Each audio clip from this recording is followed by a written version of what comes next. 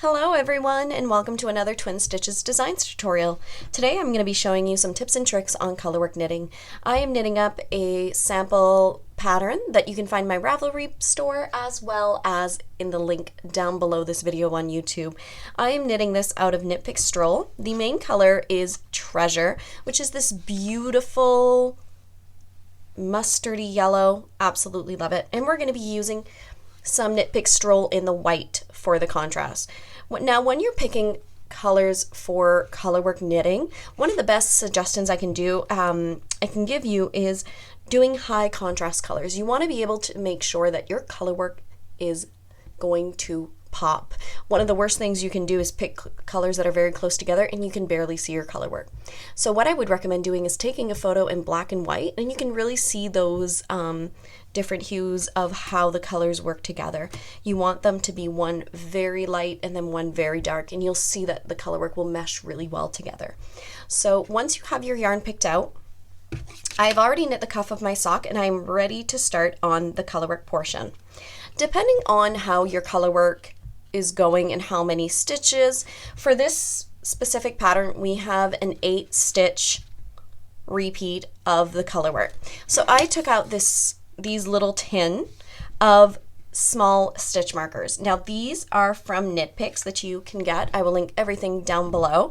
And I like to put these, especially if you're a beginner and you don't want to mess up, I would put these at every repeat so you know exactly where your colorwork is, which sections, and it'll really help in the long run for that. So let's get started. I am knitting these on 2.5 millimeter needles. These are a 32-inch cord from Knit Picks on the nickel plated. So when we read our chart, our first 3 stitches are going to be in our main color, and then we're going to knit 1 in our contrast color. So let me show you what this looks like. Give myself a little room. So we are going to knit 1, 2, and 3. We're going to go in to knit, and this is where we're going to attach our contrast color. If you've never attached a contrast color, it is very, very easy. All you're going to do is you're going to leave yourself a little bit of a tail, and making sure that needle is already in to knit, you pass that over as if you were knitting with a working yarn, but you're using this brand new yarn. You want to leave yourself a little bit of a tail because you're going to use that to weave it in later. So you tug them together and you're just going to knit. Now you see that you have that yarn. So we are going to continue our chart, and our chart has the next 3 stitches in our main color. So we're going to knit 1, 2, 3. We have our white again. Now when I'm going to go for my white, I'm going to make sure that I'm going to stretch these stitches before I put in my contrast color. This is going to allow the floats in the back of the work to be loose. You want those floats, these right here, oops, to be loose, because if this is tight, that means that your sock will be tight in your tension. You would rather be more loose than tight in your colorwork knitting, especially when it blocks out. I find colorwork really blocks out beautifully, and if you have these so tight together, you can see that that float would be so small, but having them really stretched out, you elongate that float to really help with your tension in the colorwork. So every time before you do a colorwork, stretch your stitches and then place it over. You would do this exact same thing if ever you're carrying a float. Now in this specific pattern, we're not carrying any floats, but if you were to carry a float, carrying a float just means that you are doing, I would recommend anything over 5 stitches of your main color. You would carry the white, your contrast color, behind you, and vice versa if you were doing a lot of the white and then you were carrying your main color. And this makes sure that your floats, and these are little floats, aren't too long. If they are over 5 stitches, your tension will be tight and it will make your colorwork kind of pucker a little bit and really not kind of nice and clean. Now what that would look like is that you would take the yarn that you are carrying and you twist it over the other yarn. So you're just going to take that yarn and twist it together. Now what that happens is as you knit, you are carrying that yarn. So that's why it's called you're carrying your yarn and floats. So this ensures that your tension is accurate. So I'm going to undo that because we don't need that. And now we're going to continue in the chart. So we have the 1, 2, 3, 4, 5, 6, 7, 8 stitches. Now what I mentioned about at the beginning is that this one was an 8 stitch count. So we are going to put a little marker here so that we know that this was the first repeat of our color work. I'm going to continue on knitting our chart. So we have three stitches in our main color. 1, 2, 3. And then we are about to knit our contrast color. So what we're going to do is we're going to tug those stitches. We're going to take that yarn and knit. We have 3 in our main color, and then we're going to tug that yarn again and knit in our contrast color. So as we can see here, we've done the chart repeat one more time. So we have 1, 2, 3, 4, 5, 6, 7, 8 stitches. We're going to place our other marker. You're going to continue doing this all the way around. So we're going to continue here, knitting 1, 2, 3. Tug your stitches, knit, and then we're going to continue. 1, 2, 3. Tug the stitches, knit, and then we are at our 8th stitch. We're going to go 1, 2, 3, tug, and knit with our contrast color. Now a little tip here, if you were doing this on Magic Loop and you had your contrast color about here and never at the end, I would always recommend that you carry your yarn all the way at the end, no matter if it's 2, 3 stitches over here. I would recommend you twisting the yarn, carrying the float all the way to your last stitch. This will ensure that when you're knitting on your second needle that your work is clean and you're not carrying a float across. This can create a lot of tightness in your sock, and sometimes that won't fit over your heel. So that's a tip there that I would highly recommend that you would do. So we are going to continue the exact same thing on the other side. We finished 3 over here, so we're going to do up a little bit more.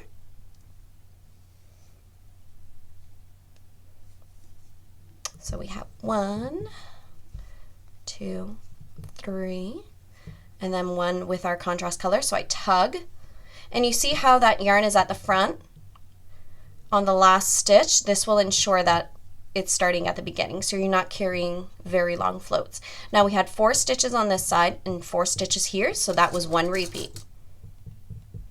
You don't have to put stitch markers. This is just really to help you if you have charts and you want to make sure that you are not going to be tinking back, that you make sure that all the color work is in that chart, and especially if you make a mistake, you'll know exactly where it is because you will be in those stitch markers. So it can just really help with that. I remember when I started colorwork knitting, I always put stitch markers and it really helped me out. So hopefully that you find that helpful. Now I am doing the same thing, 3 in our main color, tug, and contrast color.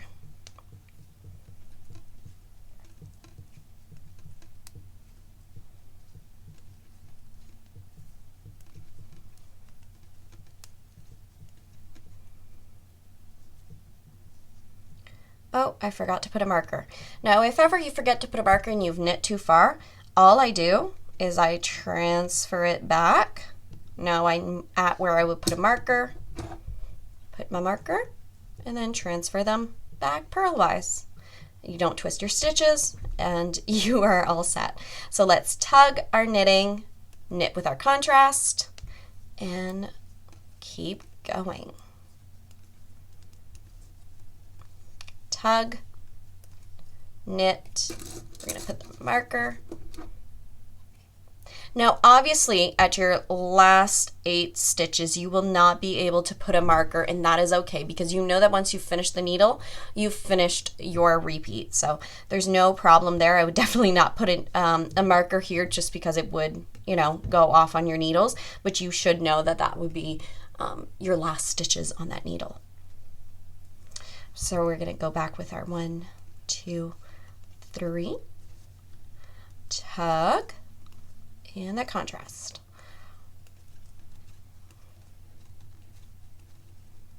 Tug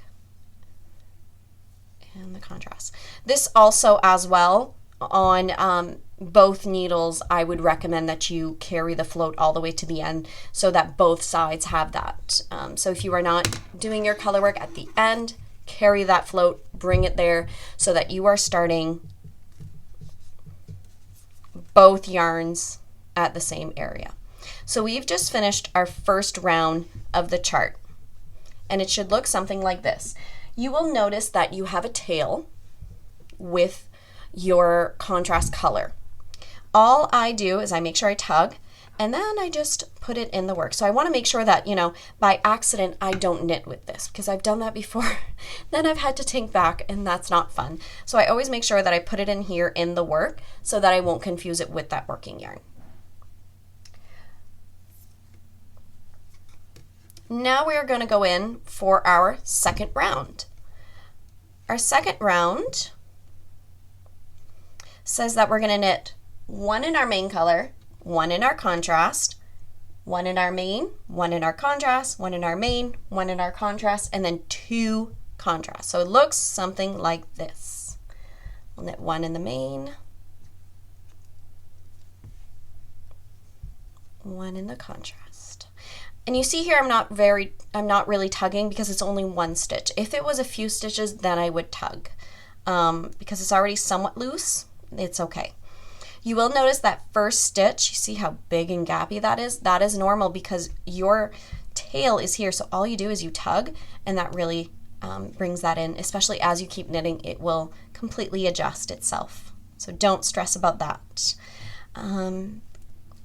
Main, contrast, and then 2 of the main color.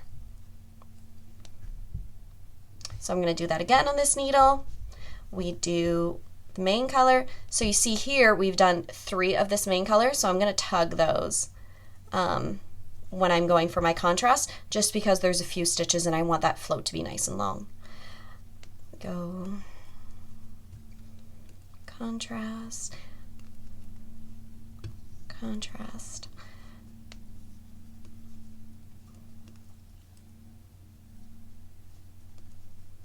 We tug, bring that contrast, and keep going. I do know that people knit color work with 2 hands. I've tried a few times, and I do need to get more acquainted with that because I would absolutely love to knit that way, but right now for me this is the easiest way, and it's how I've knit color work for years. But I do know that some people hold it like continental and English both at the same time, and it's definitely something I am wanting to learn in the future. So I've knit my 3 main color, I tug, bring that white, then I go main and white. We switch, and we'll do the same thing on the other side. Now I want to show you how it looks in the inside. So here are your floats. You see that they're not very long, only over the 3 stitches, and that's it. If we were to do over 5, then we would twist the work and really carry those floats. You can also see, I'm going to take them to the, you can also see how much I can stretch my knitting. This is color work, and it's stretched out completely. This is why we make sure that we tug on those stitches to really allow that stretch. If you were not to tug those stitches, your floats would be so tight that you would not be able to stretch out your knitting this much. So I hope that this tutorial was helpful for you all. If you have any questions on colorwork knitting, please put them below. Send me an email. I will be linking the pattern that this chart is with if you are interested in purchasing it, but you definitely don't have to, but I will link it below. And I appreciate all of your love and support. So as always, everyone, happy knitting.